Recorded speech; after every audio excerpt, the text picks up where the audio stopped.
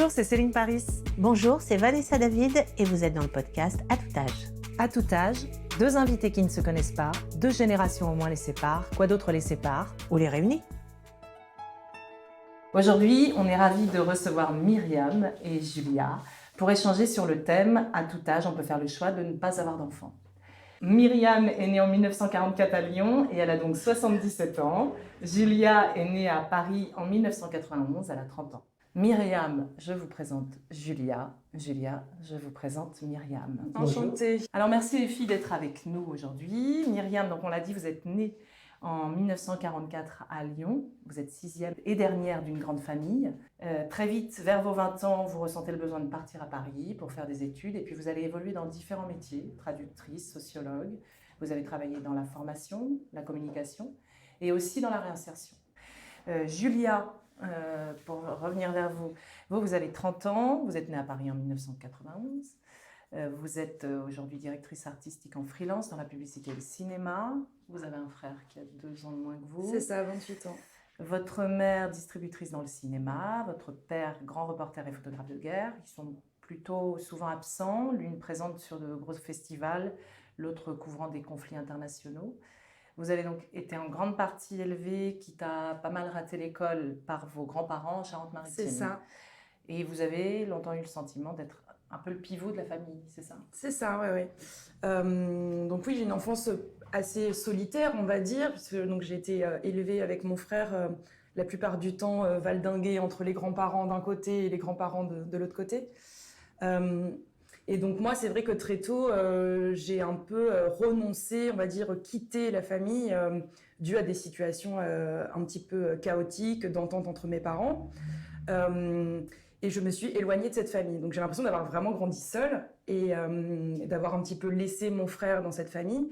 Et maintenant, je fais le chemin inverse, qui est de me rapprocher, de commencer à rencontrer mes parents, que je connais très peu, et de parler aussi à mon frère, que je connais également assez peu. À quel âge l'une et l'autre avez-vous pris cette décision de ne pas avoir d'enfant? Alors moi, très très jeune, aussi loin que je m'en souvienne, je pense qu'à 5-6 ans, j'étais déjà dans une optique où je ne construirais pas de famille. Aucun désir d'enfant, et c'est quelque chose qui m'a toujours habité, qui vraiment est un désir qui ne fait pas partie de moi. C'est quelque chose de viscéral, qui ne me correspond pas. Et Myriam? Beaucoup plus difficile à définir parce que peut-être moins tranché et en tout cas certainement moins précoce. Née dans une famille nombreuse, entourée de familles nombreuses, puisque dans toute la famille il n'y avait que des familles nombreuses, mon choix était quand même pas totalement évident et pourtant il m'a paru évident, mais il m'a paru évident quand le choix s'est posé. Pas avant, je ne me posais pas la question. Et alors du coup, pour répondre quand même un peu plus précisément, on va dire autour de la vingtaine, c'est d'abord le choix de ne pas me marier qui a entraîné le choix de ne pas avoir enfant. Alors ça peut vous surprendre parce que vous n'êtes pas du tout de cette génération. À ma génération, une femme avec enfant non marié, c'était encore choquant. On sortait de la norme et on sortait un peu lourdement d'une norme. On était vraiment regardé avec suspicion. Qu'est-ce qu'elle a fait celle-là? Elle a fauté. Évidemment, on tire ça de nos jours, ça paraît complètement débile. Mais à cette époque-là, c'était vraiment ça. La condition de la femme, c'était quand même un peu spécial. C'est-à-dire qu'elle avait, jusqu'à la fin des années 60, elle n'avait pas le droit de prendre un boulot sans l'autorisation de son mari. Elle n'avait pas le droit d'ouvrir un compte bancaire sans l'autorisation de son mari. C'est vraiment un contexte qui a tellement changé que ça paraît un peu difficile à imaginer. Et en l'occurrence, moi j'avais envie de m'engager dans plein de choses et ça sous-entendait d'une part que je me sente libre vis-à-vis d'un époux et d'autre part avoir du temps disponible et pouvoir changer de vie s'il y avait lieu, si encore une fois des opportunités se présentaient. Au fond, ça repose sur une volonté de liberté et d'indépendance, liberté, fondamentalement, et par conséquent, là aussi, assumer son indépendance et l'assumer, quelles que soient les circonstances. C'est étonnant comme ça a pu changer, mais enfin, il a fallu quand même 2 générations. Alors c'est vrai qu'en écoutant ça, on a plus l'impression que c'est un vrai choix, en tout cas un statement Complètement. qui impose beaucoup, de la volonté en tout cas, de par ce que le regard des autres renvoie, ce que la société renvoie. Absolument. Là où c'est vrai que de mon côté, évidemment, j'ai grandi dans une société qui était plus, on va dire, moins liberticide par rapport à ça. Mais après, moi, je me suis jamais sentie assez bien avec quelqu'un pour que cette question naisse. Et je me sens libre, vraiment très libre. Je me sens, j'ai l'impression d'avoir un champ des possibles devant moi qui est tellement plus grand que si j'avais des enfants, que du coup, ça me fait avoir cette position. Alors moi, je pense que c'est aussi le fait d'avoir grandi comme ça à côté de la famille, c'est-à-dire pas dans la cellule familiale. Évidemment, ça déteint. Et puis il y a autre chose, c'est que moi, qui pour le coup de l'ordre de l'émotionnel, c'est que je me sens très mal à l'aise avec des enfants. Et que je n'aime pas être avec des enfants. J'ai pas envie de dire je ne les aime pas, parce que c'est un petit peu dur, mais je vois qu'il y a des femmes qui sont nées avec un sentiment de maternité extrêmement fort, qui sont, quand on les voit avec des enfants, c'est beau à regarder. Vraiment, alors moi je me sens à des milliers de kilomètres de ça. Et est-ce que malgré cette décision, enfin ce choix, est-ce que ça vous est arrivé de tomber enceinte, l'une ou l'autre? Alors moi, jamais. Et j'ai l'impression, et c'est vraiment un ressenti personnel, que ça se joue aussi beaucoup dans la tête. Et je parle vraiment pour mon corps et pour comme la manière dont j'écoute mon corps et tout ça. Et c'est tellement quelque chose qui est impossible, c'est-à-dire une case qui est tellement fermée que je sais que ça ne m'arrivera pas. Alors, c'est de l'ordre de la non-rationalité, hein. C'est de l'ordre de l'écoute de soi, voilà. Ok. Et Myriam, vous? Non, jamais non plus. Et je ne sais, alors pour compléter, je ne sais pas comment j'aurais réagi si j'étais tombée enceinte. Je suppose que j'aurais conservé mes choix de départ, mais tant qu'on ne se trouve pas dans la situation, on ne peut pas le savoir. Ouais. Quant au blocage psychologique qui fait que du coup, on ne tombe pas enceinte parce qu'on ne veut pas, ça, j'avoue que j'ai vu des cas contraires. Ah, évidemment, et j'en ai vu moi-même. Donc, je ne mettrai pas ma main au feu et Julien, je prendrai d'autres précautions. C'est pour ça que je parle d'un ressenti personnel. Alors, je ne sais pas si vous connaissez cette expression, enfin ce terme nulligeste qui définit les femmes qui n'ont jamais eu d'enfant, et le mot nullipare qui définit des femmes qui n'en ont pas mais qui ont déjà eu des grossesses. Donc vous, en l'occurrence, vous êtes toutes les deux des femmes nulligestes. Qu'est-ce qu'on en pense de ce mot, en fait? Qu'est-ce qu'on en pense de ces mots? Pas terrible, hein. Pas terrible. Oui, nulligeste, j'avais jamais entendu ça. C'est intéressant. On aimerait savoir quelles sont les racines et d'où ça vient. Nulligeste, c'est quand même très péjoratif. Le problème, c'est que nul, c'est vraiment nul. Voilà, nul égale zéro, quoi. Donc c'est je pense moins que nous-mêmes. Non, on le vit comme péjoratif, parce qu'effectivement, on l'associe immédiatement à nul et nullité. Parce que nul, c'est 0, c'est moins que 1, ça veut dire qu'on n'est pas entier quand on n'a pas d'enfant. Enfin, moi, je le vois comme ça. C'est exactement aussi ce que j'allais dire. Ouais. C'est-à-dire, ça veut dire que quand même, là, on a raté quelque chose. Ouais. On sent pas l'épanouissement dans ce terme, en tout cas. Voilà. C'est le moins qu'on puisse dire. Ça sent pas la folie, quoi. C'est ça. Non, c'est pas un aboutissement. Comment est-ce que vous l'avez annoncé à vos familles, votre entourage, les amis? Comment ça a été perçu? Alors moi, bizarrement, je viens pas d'une famille conservatrice, mais bizarrement, ça a été très très bien accepté, malgré le fait que ma mère, évidemment, ait envie d'être grand-mère et envie d'avoir une descendance, entre guillemets. Moi, j'ai un peu tout rejeté sur mon frère. Donc voilà, c'est à lui. Moi, je ne m'occupe plus de cette question. J'ai pas envie d'en débattre en plus. Donc moi je suis assez catégorique, voilà, j'ai pas laissé la porte ouverte, j'ai dit c'est non, voilà. Et ça a été perçu comment alors? D'abord je ne l'ai pas annoncé, ça ne regarde personne, je n'ai pas à annoncer quelque chose. Quand par contre la question a été soulevée, objectivement pas par les parents qui sont sur ce plan-là, qui étaient sur ce plan-là comme sur beaucoup d'autres, d'une très grande discrétion. Chacun fait ses choix, chacun assume son choix, ce qui ne veut pas dire que je n'ai pas ressenti chez eux des regrets, mais ça n'a jamais été exprimé. Par contre, c'est un débat qui a été soulevé assez fréquemment avec des amis, par exemple. Ou, précisément, quand je m'occupais de contraception, d'avortement, etc., puisque un de mes premiers engagements, ça a été ça. Les gens me disaient, mais c'est évident, si je m'en occupe, c'est parce que j'ai eu des problèmes. C'est une évidence, voyons donc. Et là, à ce moment-là, effectivement, d'une part, j'avais le sentiment que je devais me justifier, ce qui pour moi est assez insupportable sur ces terrains-là. Mais en plus, ça me paraissait évident que pour améliorer la situation des femmes, comme d'ailleurs pour améliorer la situation d'un certain nombre de couples, il fallait éviter effectivement qu'il y ait des enfants non souhaités. Et là, je repasse la balle aux générations suivantes. Parce que c'est pas gagné.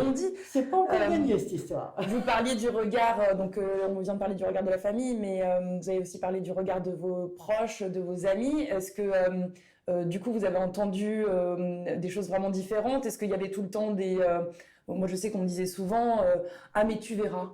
Tu es trop jeune, tu verras. » Voilà, comme si c'était quelque chose... qui allait changer, où j'allais me réveiller un matin et dire ah bah en fait j'en veux, j'ai raté quelque chose. Mais oui, mais c'est ça, c'est pour ça que j'ai pas réussi ma vie, c'est parce que j'en ai pas. Des phrases assez infantilisantes qui laissent entendre que je ne serais jamais entière en fait si je faisais le choix de ne pas avoir d'enfant. Quelles sont les phrases que vous avez le plus entendues C'est un fait que c'était assez souvent le cas, mais tu n'arrives pas à en avoir. Et puis, mais qu'est-ce qui se passe chez toi pour que tu ne veuilles pas d'enfants? Mais tu n'aimes pas les enfants? Enfin, toute une série de choses qui montraient que ça passait pas. Mais contrairement à vous, Julia, je ne dirais pas que les enfants, je m'en régalerais toute la journée durant, et de préférence 10 ou 15, parce que c'est plus vivant qu'à 10 ou à 15 que quand il y en a un ou deux. Non, mais par contre, j'aime beaucoup les enfants. Je reconnais que j'aime beaucoup les enfants. Mais vraiment, je n'ai en même temps jamais ressenti un regret, ou le besoin, ou ensuite un regret de ne pas en avoir. Alors justement, puisqu'on vous dit souvent que vous allez regretter de ne pas avoir d'enfants, on a voulu poser cette question à des gens qui en ont. On est allé dans la rue, on vous laisse écouter.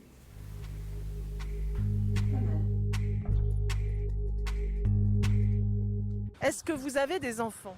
Oui. Non. C'est en cours. On sort de chez la gynéco si vous voulez tout savoir. Ben oui. Moi, la pilule n'existait pas à mon époque. Est-ce que vous regrettez d'en avoir? C'est coton, les ados. Regretter d'avoir des enfants? Ouais, je pense pas. Non, pas du tout. Oh, je peux pas dire que je regrette. Ce serait pas gentil pour lui. Il faut pas regretter qu'on ait des enfants ou pas, il faut jamais regretter ce qu'on a fait.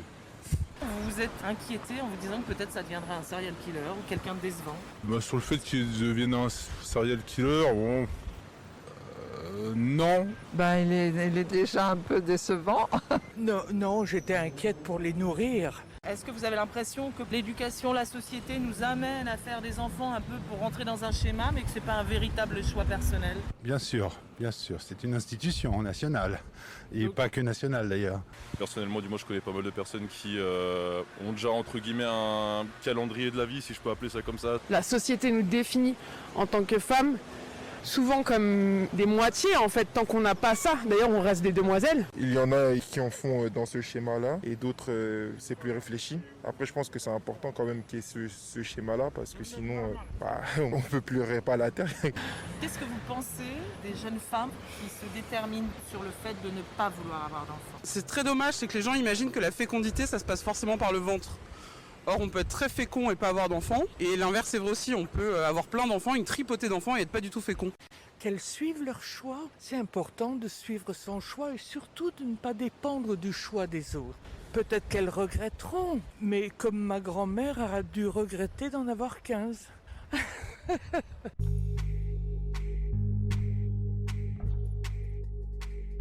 On vous a entendu rire à certains moments du micro-trottoir.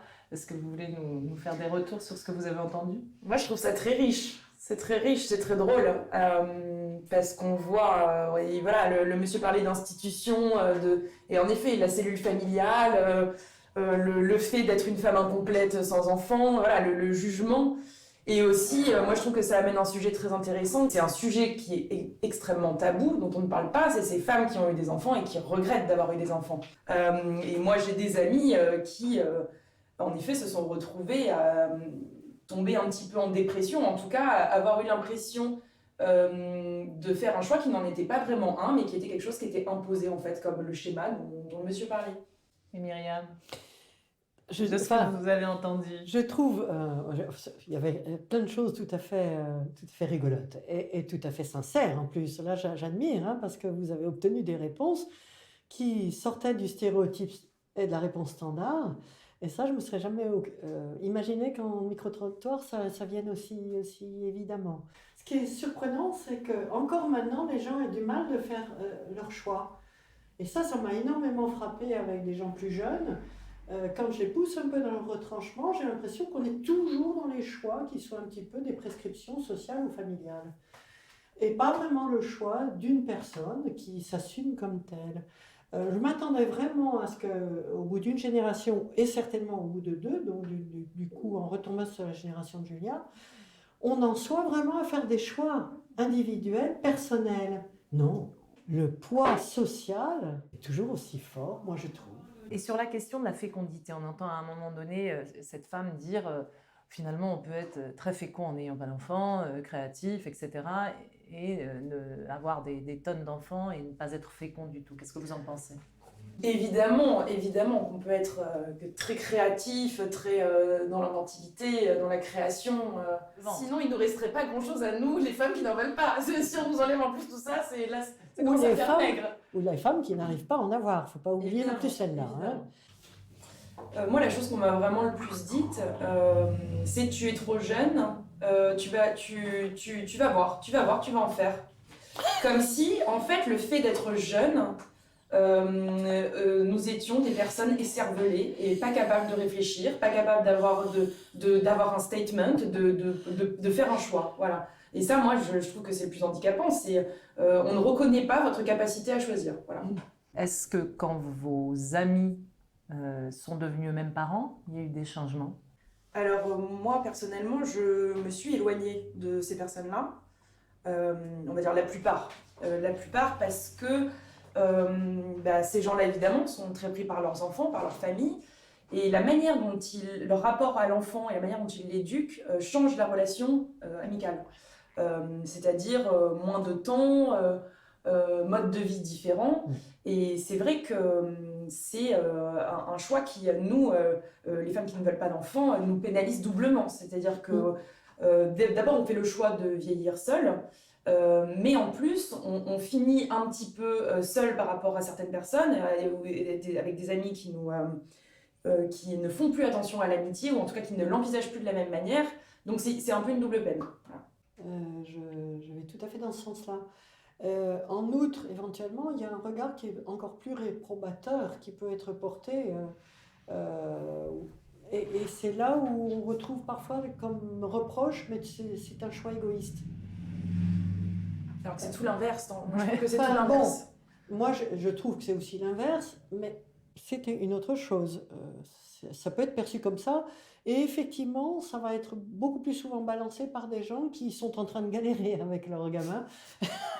Une frustration aussi. C'est ça. Alors qu'en réalité, et là, je pense que j'arrive à m'y tenir. En aucun cas, je ne porte de regard qui comporte quelconque jugement sur la façon d'appréhender les enfants, de les éduquer et autres. Parce que là, tant qu'on n'a pas fait ça soi-même, tant qu'on n'a pas vécu ça, il faut bien se garder de porter un jugement. Et de le penser trop fort, éventuellement. Et est-ce qu'il y avait parfois, dans certaines amies, on galère avec ses enfants et on voit l'autre qui est libre, qui continue à sortir, etc. Ah oui. Il y avait quelque chose de l'ordre d'une jalousie et peut-être un regard un peu aussi de peur qu'on nous pique notre mari. Il y a tous ces aspects-là vont en complément. D'où, effectivement, je reprends la notion de double peine à laquelle, au fond, je n'avais jamais trop réfléchi, mais qui, je confirme. Arriver du coup à être coupé de plein de gens avec lesquels on avait a priori beaucoup de choses soit à faire, soit à dire, soit simplement partager. Simplement parce que leur choix étant différent et éventuellement induisant soit des regrets, soit des critiques. Le plus simple, c'est quand même de prendre de la distance. De toute façon, tu ne comprendras pas. À partir du moment où tu ne comprendras pas, l'affaire est réglée. Et il y a ce jugement de frivolité un peu, c'est-à-dire que nous sommes les gens qui papillonnons, quoi. On papillonne, on va à droite à gauche, on fait ce qui nous entend quand ça nous chante.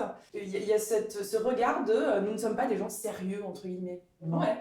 Et dans le cadre professionnel, par exemple, comment ça se passait? Mais dans le cadre professionnel, évidemment, une fille libre, ça dit tout ce que ça veut dire.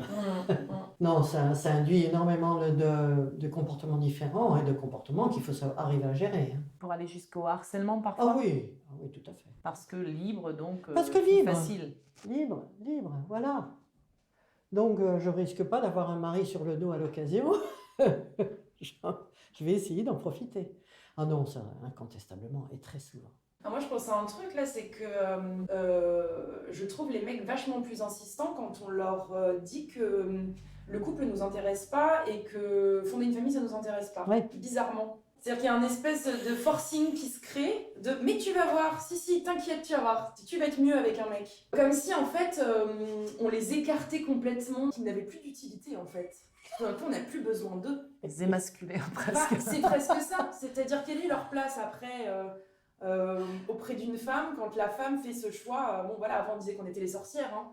Non, mais c'est incontestablement ça. Mais je dirais, il y a aussi les hommes qui, au contraire, vont se sentir d'autant plus attirés ou affriolés qu'on veut. Évidemment. Parce qu'effectivement, moi, avec celle-là, on ne risque pas d'avoir un jour un problème, qu'elle voudra que je l'épouse, et elle ne va pas un jour ou l'autre me faire un enfant dans le dos, si je puis dire, puisqu'elle n'en veut pas.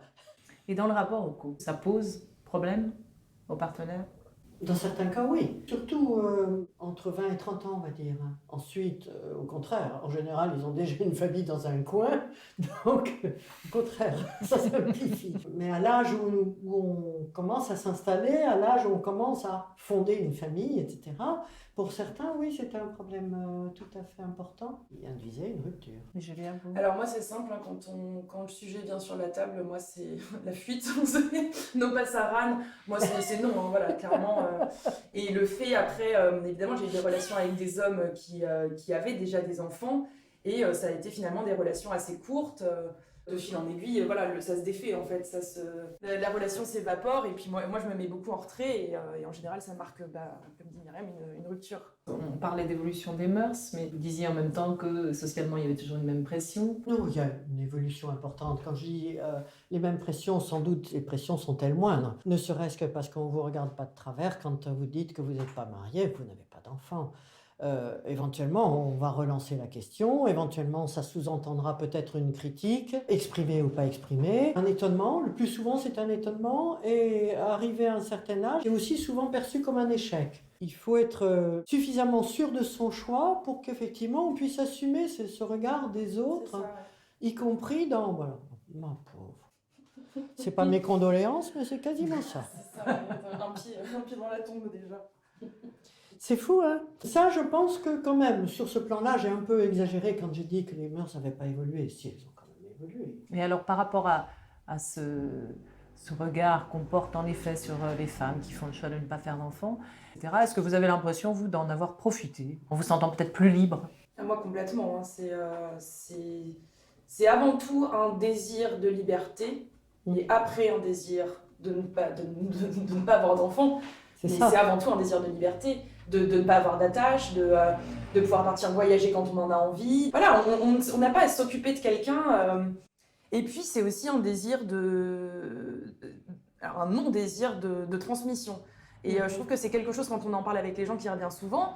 Moi, on me dit, mais alors, t'as pas envie de transmettre? Je dis, mais transmettre quoi? Qu'est-ce que j'ai à transmettre?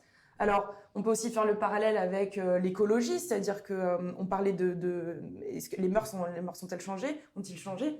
Je pense qu'il y a une nouvelle génération aussi qui fait très attention à la planète, qui est très concernée par ces problèmes-là et qui font le choix de ne pas, j'ai entendu pas mal ce discours-là, de ne pas faire d'enfants par rapport à la planète. Alors, bon, ça c'est un statement aussi. Mais en tout cas, c'est un discours, je pense, qu'on n'entendait pas à l'époque. Voilà. Même s'il y avait quand même une prise de conscience écologique. Mais en effet, c'était pas du tout dans ces positionnements. C'était pas du tout ça. Ce qu'on entendait plutôt à mon époque, c'était Malthus. On faisait ressusciter Malthus. Et Malthus, ça vous dit rien du tout apparemment. Non. Oh, ça c'est encore la meilleure. Alors là, non. Malthus, c'était un... Qu'est-ce que c'était? Sociologue. Non, je me demande si c'était pas Membre du clergé, je ne connais même pas. 18e, fin 18e, début 19e, ou fin 18e peut-être même, qui avait dit en gros, il va y avoir très vite, voire il y a déjà trop de monde sur cette planète, arrêtez-vous, stop et stop. Ok. C'était pas encore l'écolo, pas du tout. La politique malthusianisme, c'est vraiment c'est un autre positionnement. Un En gros, économiste peut-être plutôt. oui, plutôt du style, voyons, on va tous crever de faim si vous continuez à faire des gamins. Ça, c'était très fort. L'écolo n'existait pas sous cet angle-là, mais la notion de transmission, et je vais transmettre quoi, commençait quand même à C'est une émerger. question, moi, que je trouve. Ça émergeait quand même. Et pour moi, je dirais à la limite, sincèrement, par contre, je trouve que dire je fais pas d'enfant par souci de préserver la planète, c'est quand même, pour moi, là, un peu tiré par les cheveux, parce qu'il y a plein d'autres moyens de préserver la planète que de ne pas faire d'enfants. Déjà, en élevant bien ses enfants, en élevant des enfants qui vont avoir le souci de la planète, et en ayant soi-même un mode de vie qui est soucieux de la planète, je dirais, à la limite, on rattrape largement le fait qu'on met un enfant de plus au monde. Hein. Donc ça me paraît... Enfin, j'ai un petit Pas peu... clair. Pas clair, non, pas clair. Peut-être un camouflage, ou peut-être une analyse qu'il faudrait peut-être pousser un peu. Mais... il y avait quand même effectivement certains discours qui disaient il faut s'arrêter de faire des enfants parce qu'on va au mur, parce qu'on coûte trop cher à la sécurité sociale, ou je sais, enfin des arguments qui étaient déjà des arguments qui étaient encore une fois très contestables, mais qui pouvaient être avancés parfois. Qui était un peu politique aussi. Mais il y a toujours derrière tous ces arguments-là, il y a toujours des choix politiques. Hein. Et est-ce que vous avez la sensation, vous, que dans ces différentes raisons de faire ce choix, ça a un peu évolué aussi au fur et à mesure des années? Peut-être que le moteur de ce choix n'était pas le même à chaque moment de votre vie? Ce qui m'a frappé avec Julia, c'était finalement qu'elle reprenne exactement la même chose que ce que j'avais exprimé, ou en tout cas ce que je pensais si je ne l'avais pas exprimé précédemment, c'est-à-dire premier choix, la liberté. Bon, ça, quelle que soit la période, quelle que soit ça reste, à mon avis, le facteur le plus important. Liberté, si on fait ce choix-là, on ne va pas s'engager pour 20 ans ou 30 ans, parce que quand même, je considère faire des enfants, c'est s'engager. Il n'y a pas de retour possible, il n'y a pas de marche arrière. Non. Quoi, et puis l'enfant, il ne donnera éventuellement pas du tout ce qu'on a envie qu'il donne, et bien oui, il faut l'assumer aussi. Si on choisit de faire un enfant, on le fait, et ensuite il est ce qu'il est. Et il évolue comme il évolue. Et puis il y a aussi quand même le rapport au couple et cette liberté sexuellement aussi d'aller là où on veut aller. Alors, pour ma part, je dirais, c'était pas moins aller... finalement, ça peut quand même se transformer comme ça, hein. Mais c'était pas ça. Moi, à la limite, l'impression que, pour ma part, je ne me sentais pas de taille à m'engager pour une vie entière. Donc, c'était pas changer tous les quarts d'heure ou tous les 15 jours, mais partir pour une vie entière, là, ça fait quand même lourd. Et on vous a déjà fait, on va dire, du chantage affectif là-dessus? Ou est-ce que vous êtes déjà retrouvé avec un homme qui, lui, avait vraiment envie d'enfant et voulait construire quelque chose? Et si oui, est-ce que ça a amené une rupture ou... Oui. Ouais. C'est ce que vous Ah évoquiez tout à l'heure. Oui, tout à fait. Incontestablement. Mais ce que j'admets tout à fait, et j'aime bien quand un couple se met en couple, ou en tout cas fait des enfants, avec l'idée de s'engager pour la vie entière. Bon, on est toutes bien placées pour savoir que c'est pas gagné d'avance. Mais j'aime bien que cette idée soit quand même a priori présente au moment où effectivement on commence à faire des enfants. Parce que c'est un fait que j'ai constaté. Et là aussi, c'est quelque chose, bien entendu, de nouveau par rapport à ma jeunesse, entre guillemets. Les enfants supportent maintenant, en apparence, pas trop mal les couples séparés. Ne serait-ce parce qu'il y en a tellement autour d'eux que... Plus, ben oui, je fais aussi partie de ces gens-là, bon, et de ces enfants-là. Bon, ils le supportent en apparence. Je ne sais pas s'il y a eu des études psychologiques et sociologiques qui ont été faites, certainement. Je n'en ai pas connaissance. Mais effectivement, quand même, je ne peux pas admettre que l'impact ne soit pas là. Enfin, en tout cas, je l'ai observé sur des enfants de couples qui se séparaient et que je connaissais Le choc est là quand même. Même si ensuite ils oublient ou font semblant d'oublier, même s'ils fraternisent éventuellement, mais d'une façon étonnante et sympathique, dans le cadre de familles recomposées, avec des demi de toutes sortes et de tous bords. Il y a une stabilité, mais évidemment, ça je suis peut-être marquée par ma propre famille.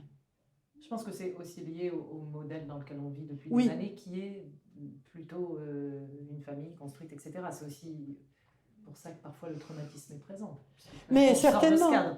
certainement. Le traumatisme était très fort à l'époque, mettons dans les années 80, on va dire, 70-80, où les couples ont commencé un petit peu à se séparer. Et où les enfants étaient quand même pas très nombreux à se retrouver dans une famille éventuellement, enfin dans deux familles.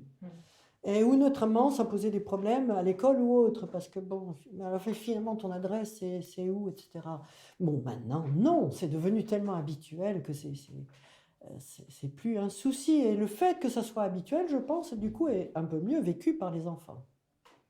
En tout cas, cette quête de liberté à travers cette décision, c'est une manière aussi de redéfinir et de repositionner une féminité, une indépendance.